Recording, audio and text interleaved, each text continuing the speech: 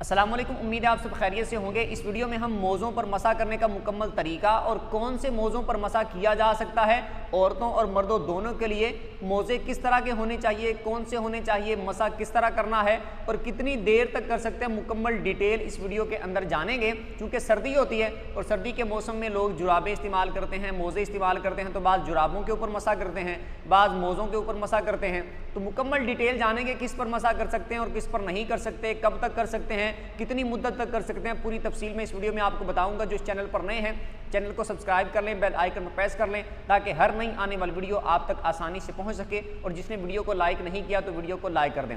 तफसील सुनते हैं कि मोज़ों पर मसा, कौन से मोज़ों पर मसा कर सकते हैं, पहले ये सुन लेते हैं। मोज़े असल में ऐसे होने चाहिए कि बाज़ लोग जैसे आप देखते हैं वो जुराबों पर भी मसा कर लेते हैं, या औरतें या मर्द जुराबों पर भी मसा कर रहे होते हैं। तो असल बात यह है कि जुराबों पर मसा नहीं कर सकते, जैसे जो कपड़े की बनी हुई हैं उनकी बनी हुई हैं, यानी कोई भी ऐसी जुराबें, या आप उनको मोज़ा बोल लें या कुछ भी बोल लें, अगर उनके अंदर रस कर पानी चला जाता है तो उसके ऊपर मसा नहीं किया जा सकता। जैसे उनकी हों, कपड़े की हों, या किसी और चीज़ की हैं कि अगर उसको पानी में डाला जाए या उसके ऊपर पानी डाला जाए तो पानी अंदर चला जाएगा। जैसे मिसाल के तौर पर हमने पाँव के ऊपर पहना हुआ है उसको, तो पाँव अगर पानी में डाल दें तो वो उस कपड़े की वजह से, उस जुराब की वजह से अंदर से पाँव भी गीला हो जाएगा, यानी रस कर पानी अंदर चला गया है। तो ऐसी जुराब, ऐसे मोज़े पर से मसा नहीं कर सकते। ज़रूरी यह है कि उस मोज़े पर मसा किया जा सकता है कि जो चमड़े का बना हुआ या फिर किसी ऐसी मोटी चीज़ का बना हुआ हो कि अगर उसको पानी में डाला जाए तो उसके अंदर पानी दाखिल ना हो, यानी जहाँ से पाँव दाखिल करना है वहाँ से तो अंदर से लाजमी बात है, उधर से तो पानी दाखिल हो जाएगा अंदर। मतलब यह है कि जो उसका बाकी हिस्सा है उसमें से रस कर पानी अंदर दाखिल ना होता हो। जैसे पाँव पे हमने पहना हुआ है तो अगर पाँव को पानी में डाल दें या नीचे से पानी लग जाए या ऊपर से पानी लग जाए तो अंदर से पाँव तक पानी नहीं पहुँचेगा, पाँव अंदर से गीला नहीं होगा। ऐसी किसी चीज़ का बना हुआ मोज़ा होना चाहिए, उसके ऊपर मसा कर सकते हैं। बाकी जैसे मैंने पहले बताया कपड़ा, ऊन, उसका अगर मोज़ा बना हुआ है, जुराबें हैं, उस पर मसा नहीं किया जा सकता, ये बात याद रखनी है। तो जुराबें अगर सर्दी की वजह से पहनी हुई हैं या ऐसा कोई मोज़ा पहना हुआ है कि वो इस तरह चमड़े का या किसी ऐसी मजबूत चीज़ का नहीं है जिसके अंदर पानी दाखिल हो जाता हो, तो ऐसी सूरत में उसके ऊपर मसा नहीं कर सकते। ये बात आपने तवज्जो के साथ याद रखनी है। ये बात उम्मीद है समझ आ गई होगी। अगली बात यह है कि मोज़े पर मसा करना है तो फिर मसा करने का तरीका क्या है और कब तक मसा कर सकते हैं। मोज़ा आपने ऐसा इस्तेमाल करना है कि मोज़ा ऐसा होना चाहिए कि उसके अंदर आपका टखना भी छुप जाए, यानी इतनी इतनी जगह तक वो हो, जैसे पूरा पाँव तो वो छुपाएगा ही छुपाएगा, लेकिन इतना मोज़ा होना चाहिए कि उसके अंदर आपके टखने भी छुप जाएं। ऐसे मोज़े मिल जाते हैं, आपको पता होगा, यहाँ तक हो, इससे ऊपर तक भी मिल जाते हैं। तो आप ऐसा मोज़ा लें कि जिसके अंदर आपका टखना छुप जाए, उससे आपका मसा भी अच्छे तरीके से हो जाएगा और पाँव भी जो है वो टखना भी और बाकी पाँव भी, ये सर्दी से भी उसकी हिफाजत होगी। तो आप ऐसा मोज़ा इस्तेमाल करें। लेकिन अगर किसी के पास छोटा मोज़ा है, जैसे मिसाल के तौर पर उसके अंदर एड़ी छुप जाती है, यानी आगे से पूरा पाँव छुप जाता है और एड़ी भी पीछे से छुप जाती है, एड़ी खुलती नहीं है, तो ऐसी सूरत में वो भी कारामद हो जाएगा, उस पर भी मसा कर सकते हैं। लेकिन बेहतर यही है कि वो ऐसा मोज़ा हो जिसके अंदर टखना भी छुप जाए।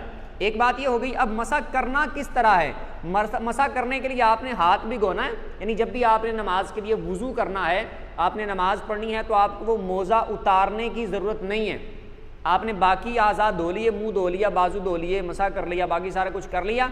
हाथों को आपने भिगो लेना है, दोनों हाथों को भिगो लिया, बाएं हाथ से बाएं पाँव पर इस तरह करके मसा कर लेना है। यूं करके आगे की तरफ, जहाँ से आपकी उंगलियां हैं उस तरफ रखना है हाथ को, और यूं करके मस करके ऊपर की तरफ खींच लेना है। इसी तरह दाएं पाँव पे आपने रखना है, दाएं पाँव पे भी यूं करके आपने हाथ भिगोना है, भिगो के यूं करके रख के ऐसे ऊपर की तरफ आपने खींच लेना है। तो ये आपका मसा हो जाएगा। नीचे कुछ नहीं करना, साइडों पे कुछ नहीं करना, पीछे कुछ नहीं करना, ऊपर बस यूं करके मसा कर लेना है। दोनों एक साथ भिगो के इस तरह कर लें, बस आपका मसा हो जाएगा। मोज़े उतारना ज़रूरी नहीं है। ये बात हो गई मसा करने का तरीका। अगली बात यह कि कब तक मसा कर सकते हैं। तो इसमें दो सूरतें हैं। अगर बंदा मुसाफिर है, जैसे सफ़र में है और शरई सफ़र में है, तो ऐसी सूरत में मर्द हो या औरत हो, दोनों के लिए इजाज़त है कि वो 3 दिन और 3 रातों तक मसा कर सकते हैं। यानी एक बार वुज़ू करके पाँव धो के मोज़ा पहन लिया है, अब उसके बाद जब भी अगली बार वुज़ू उनका टूटा है, उस वक़्त से लेकर अगले 3 दिन और 3 रातें, यानी तकरीबन 72 घंटे तक वो जब भी वुज़ू करेंगे नमाज पढ़ने के लिए या कुरान पाक को हाथ लगाने के लिए, छूने के लिए, तो उस वक़्त वो मोज़ा उतारेंगे नहीं, मोज़ा उतारे बगैर ही इस तरह ऊपर मसा कर लेते हैं भिगो के, बाकी जिस्म के आज़ाद धो लेते हैं तो उनका वुज़ू मुकम्मल हो जाएगा, वो उसी तरह नमाज पढ़ सकते हैं। लेकिन अगर ऐसा मामला हो गया जैसे मिसाल के तौर पर उस दौरान मोज़ा उतार लिया तो फिर मसा भी टूट जाएगा, फिर जब उतार लिया है तो फिर पाँव धोना ही ज़रूरी होंगे। ये हो गया मुसाफिर के लिए।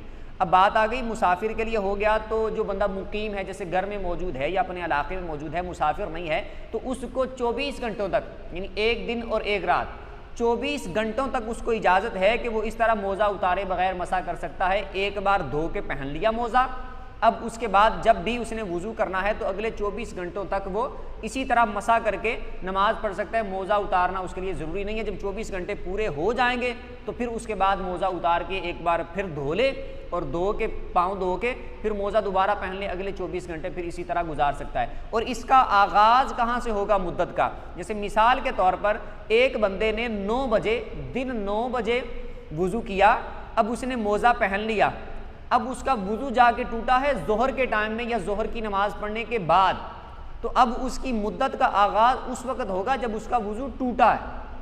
यानी ऐसा नहीं है कि उसने 9 बजे मोज़ा पहना था तो अब से पूरा हो गया, अगले दिन 9 बजे उसकी मुद्दत ख़त्म हो जाएगी, ऐसा नहीं होगा। जब उसने मोज़ा पहना धो के उस वक़्त से मुद्दत स्टार्ट नहीं होगी। मुद्दत स्टार्ट उस वक़्त होगी जब उसको पहली बार उसका वुज़ू टूटेगा, मोज़ा पहनने के बाद जब वुज़ू टूटेगा। अब वुज़ू उसका टूटा, अब उसके बाद जब उसने मसा किया तो उससे वुज़ू जब टूटा था उस वक़्त मुद्दत स्टार्ट हुई, तो अगले दिन उस वक़्त तक वो इसी तरह मसा कर सकते हैं। मुसाफिर के लिए बिल्कुल यही मसला है। उम्मीद है आपको समझ आ गई होगी। जो इसको वीडियो अच्छी लगी हो तो वीडियो को लाइक कर दें, चैनल को सब्सक्राइब कर लें, बेल आइकन पर प्रेस कर लें ताकि हर नई आने वाली वीडियो आप तक आसानी से पहुँच सके। बाकी चैनल पर भी इसी तरह वीडियोज़ मौजूद हैं, वो भी इंशाल्लाह आपके लिए बड़ी कारआमद होगी, वो भी देख लें। अल्लाह पाक आपको सलामत रखे। अगली वीडियो तक के लिए इजाज़त दीजिए। अल्लाह हाफ़िज़।